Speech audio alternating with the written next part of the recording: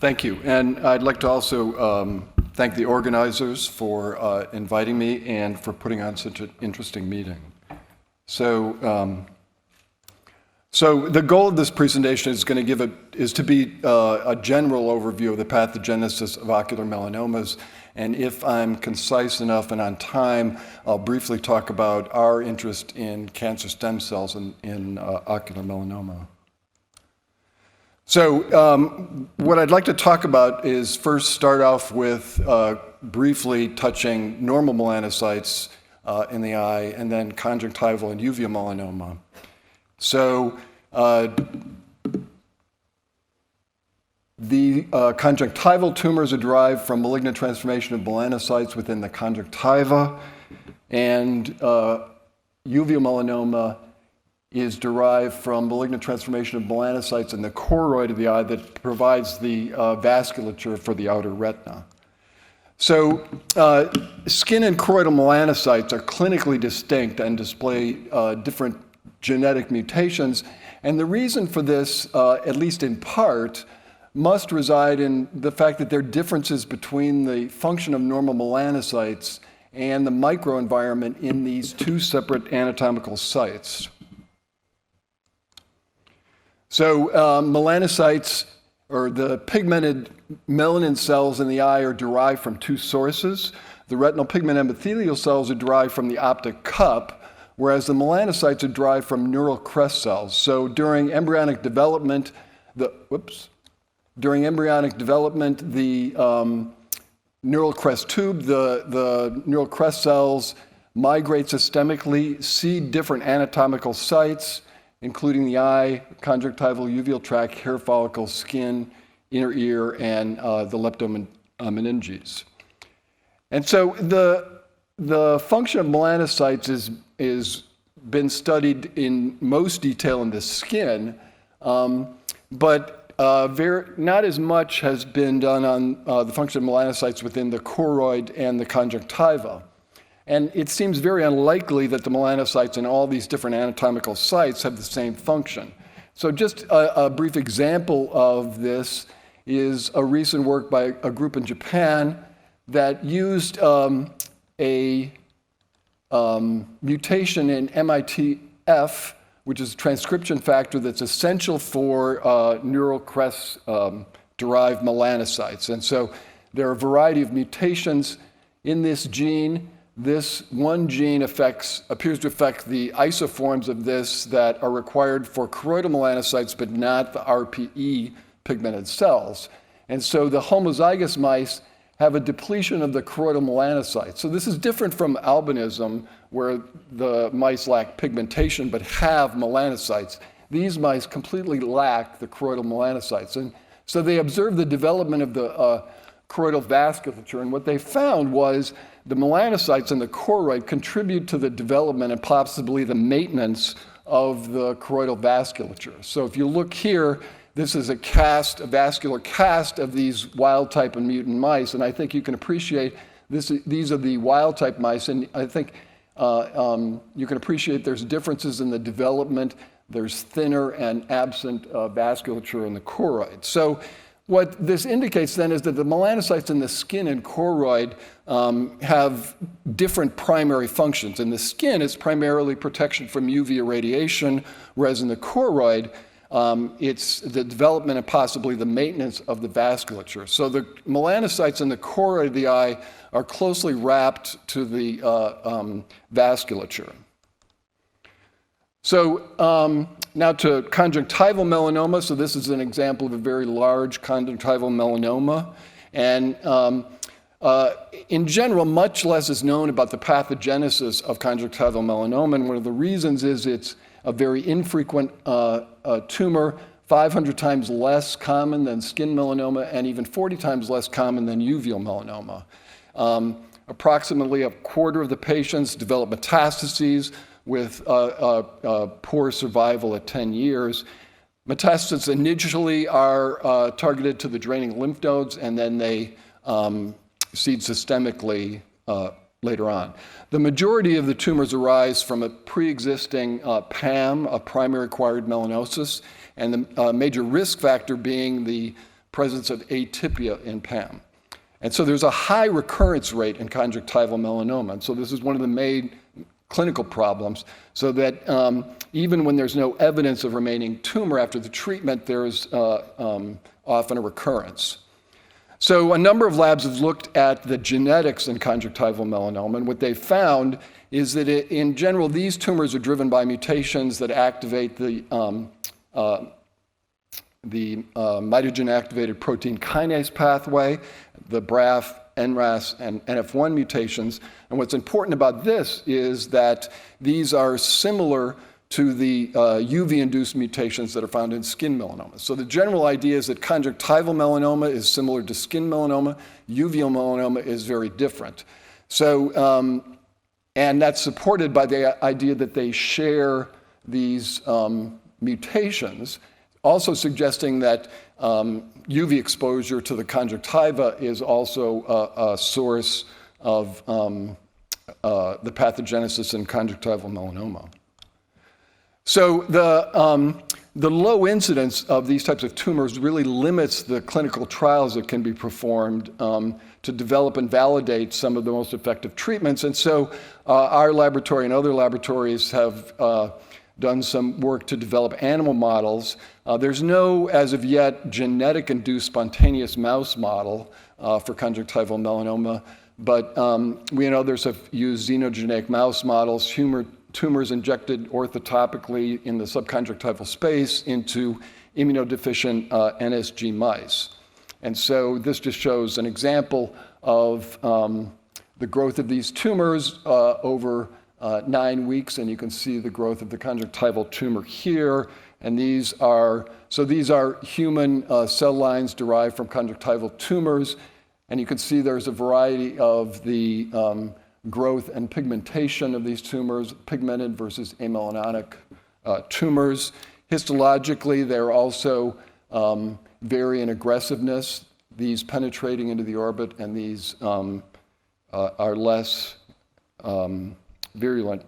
But the one problem we had initially with this was that in spite of the growth of these tumors, they didn't metastasize. So we did what a lot of labs have done, and that is take the cultured tumor cells and serially passage them through the immunodeficient mice. So allow the tumors to grow in the conjunctiva, recover, and then passage them. And when we did that over several times, now we got metastatic tumors that, if you can see here is the tumor-containing eye, and this is the draining lymph node, and this is the metastatic tumor.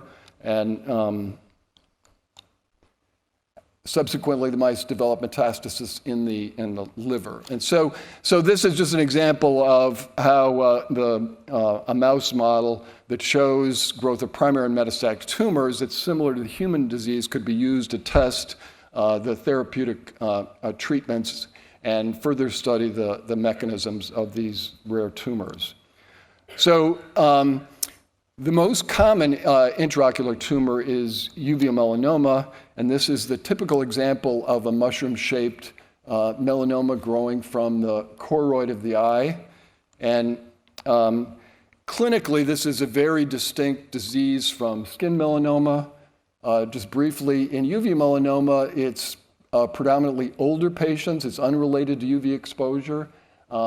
The growth rate can be slow and erratic. Histologically, there's no histology that corresponds with different phases of this tumor growth. And for the primary tumor, there are a variety of options to control the growth of these tumors. In contrast with skin melanoma, it's related to UV exposure. There's a high incidence. There's a regular staging of progression. And there's a variety of treatments, surgery, chemotherapy, and immunotherapy. So for the metastatic tumors, they're also very different.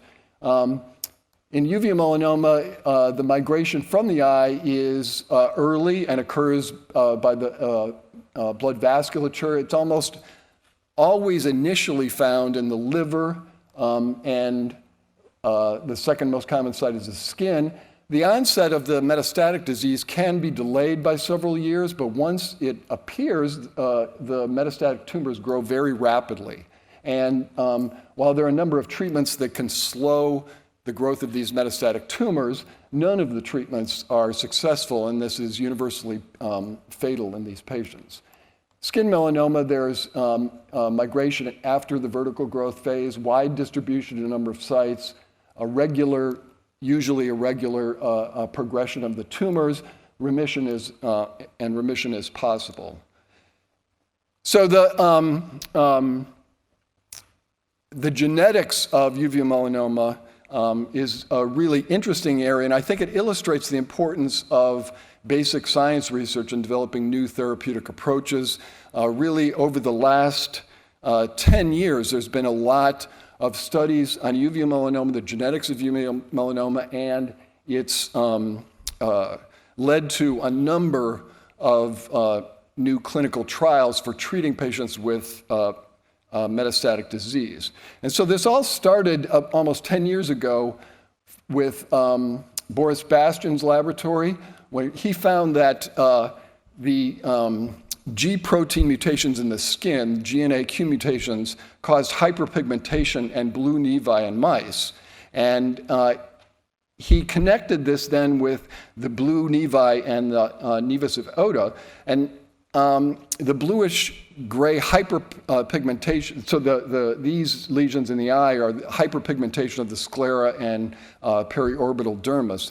And so he knew that this was a risk factor for uveal melanoma. And so he made the connection then that, and looked for mutations in this G-coupled protein receptor. And what is now known is that almost all of the uveal melanomas have mutations in one subunit, the G-alpha subunit of this G-coupled protein receptor, and the most common mutations are in the G-alpha 11 or G-alpha Q, GNAQ and GNA11. The most common mutations are in these two sites. And the remaining tumors have mutations either in two other genes, but both of these signal through the G-alpha subunits in this pathway. And so it's clear that this subunit is critical in the development of uveal melanoma. Bill Harbor's laboratory found a series of other tumors, a series of other mutations that are correlated with poor or more favorable prognosis. One idea is that these are the GNAQ mutations occur early in formation of the tumors, and these are cooperating mutations that occur later in tumor development. And so this is the GNAQ pathway, and if you just focus on here, this is where the mutations are that control the signaling of this. So normally this G-coupled protein receptor is highly controlled, but these mutations result in disruption of this signaling pathway, leading to uncontrolled proliferation. And so, so this has led then to a number of new targets that attempt to disrupt this pathway. So you can't target directly the G-coupled protein receptor for a variety of technical reasons, but you can target other pathways. And Richard, later on in the meeting, is going to talk about the numerous clinical trials that have resulted from the understanding this genetic pathway. So for the development of animal models to further look and validate the pathogenesis of this disease, a number of laboratories, including our own, have used xenogeneic mouse models. But importantly, most recently, there have been very interesting genetic-induced spontaneous mouse models using these mutations that have been discovered for uveal melanoma. And so one of them is from the Sloan Kettering group of Yu Chen and Ping Chi's laboratory at Sloan Kettering. And what they did is they wanted to directly test whether the GNAQ mutations triggered uveal melanoma, and then test the hypothesis where if you add on the BAP1 mutation, this was a cooperative mutation that increased the severity of the disease. And so what they did is they made an inducible mutation. And I'd also like to point out this type of genetic mouse model was first done by the Canadian group in 2005. And the Sloan Kettering group has reproduced this and extended it one step further. So what they did is they put the mutation on using the Cre-lock system. So there's a stop codon with the mutation. It's only released in cells that express Cre. The Cre is driven by tyrosinase, so the Cre is only expressed in pigmented cells. This is an inducible Cre, so they wait until the mice are 1 month old. They can then induce expression of the Cre, and so this mutation then in adult mice will only be expressed in pigmented cells.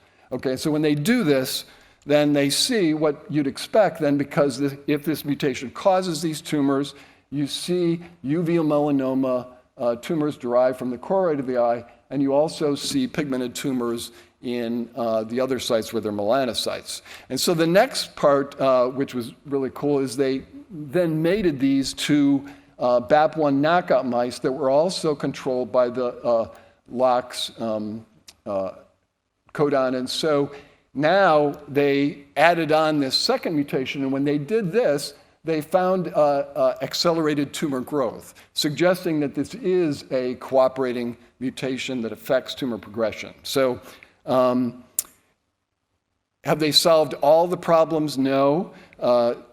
So this is just an example of their data showing in the skin, they get these spontaneous skin melanomas and the uveal melanoma here that by 6 months completely fills the eye. But so when they induced the BAP mutation, they did get accelerated tumor growth, but it was only in the skin. It didn't seem to affect the eye tumors, which is unusual. And also, unfortunately, when they added the BAP mutation, they're still not getting metastatic tumors to the liver. Okay, so it's clear that these genes are involved in the pathogenesis of this disease. Do we understand all the genetics of it? No, but these are important steps forward in understanding how these tumors form and how they progress. So one of the limitations of this is that they're expressing this mutation in all pigmented cells. What they really need to do is express the mutations just in the choroidal melanocytes, which might then lead to a more realistic model, because for whatever reason in the skin, normally you don't get GNAQ-induced tumors in the skin, but these tumors, if they are expressed in the skin, can form tumors as shown here, but this normally doesn't occur. And so there must either be a protective mechanism here that prevents these mutations from forming in the skin, and one that makes them susceptible in these types of melanocytes. So as I start out with, we need to know more about the normal melanocytes probably to complete all the pieces of this puzzle, but significant advances have been made. And so in conclusion then, basic research has led to the identification of genetic mutations that are unique to uveal melanoma. This has resulted in the identification of targetable signaling pathways in which therapeutic intervention may stop tumor growth and progression. So in the last just couple of minutes, I just like to talk about our own interest in cancer stem cells. So the cancer stem cell theory is been around for a while now, and it's based on the idea that there's some types of cancer was originally found in hematopoietic malignancies. Some types of cancer contain a subpopulation of cancer stem cells that have unlimited self-renewing potential and increased tumorigenicity. So the traditional mechanism for tumor growth is that tumors develop, as they develop, they're heterogeneous, developing different mutations. But if you looked at the tumorigenicity of any one of these tumor cells, they could all form a tumor. So this is by contrast, the cancer stem cell theory says, no, this is not the case, that not all tumor cells have equal tumorigenic potential. There's a small subpopulation of cancer stem cells, and it's within this small population that the potential to form tumor resides. The other tumor cells, while they can proliferate, don't have unlimited proliferative potential. They eventually will senesce. And so this has really important therapeutic consequences, because if it's true and there's a small population of cancer stem cells where the tumorigenic potential resides, if you target by conventional therapy just all the tumor cells, and even if you're successful in removing 99% of the tumor cells, if there are remaining few cancer stem cells, this can cause recurrence. And by contrast, if you are able to target just this small population, you don't need to remove all the tumor cells. You can just target the cancer stem cells, and this will eventually cause senescence of the tumor. And so in collaboration with Marcus and Natasha Frank at Children's Hospital in Boston, they discovered the ABCB5 gene, which is a ATP binding cassette gene that mediates chemotherapy. So it's a membrane transport protein. And what Marcus originally identified this as a gene that identifies a subpopulation of cancer stem cells in metastatic skin melanoma, and we've also found it in uveal melanoma. And we then went on to show that ABCB5 gene is also marked on normal stem cells in the eye. And so with that, I'd like to acknowledge my co-workers that worked on the the conjunctival melanoma project, and I've had a long-term collaboration with Martine Jaeger in Leiden, and the cancer stem cell work was done in collaboration with Marcus and Natasha Frank at Children's Hospital. And thank you for your attention.